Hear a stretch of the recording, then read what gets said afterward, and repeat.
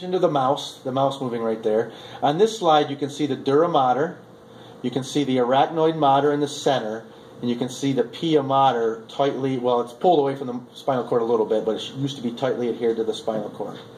So that's what you can see, dura, arachnoid, and pia. This is the white matter of the spinal cord. On the next slide, what you see is just a multipolar neuron right here. This is the axon, and all these are dendrites. On the next slide, you see another multipolar neuron. This is the axon down here, and these other appendages are dendrites.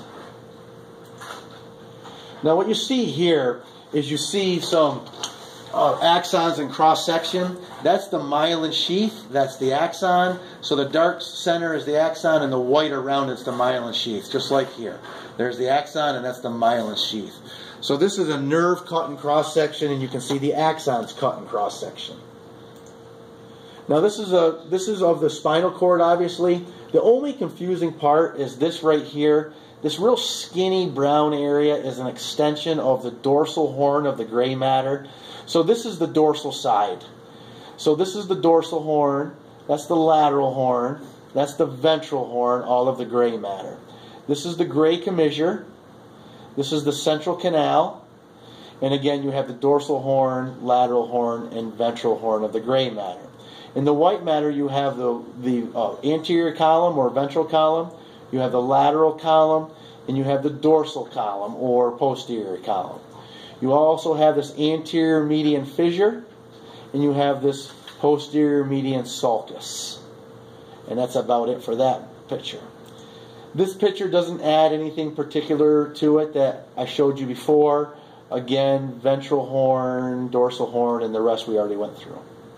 Okay, on the microscope itself, there's some things we couldn't see on there. So if you look on the microscope itself, this is the ventral horn of the gray matter. It's kind of zoomed in.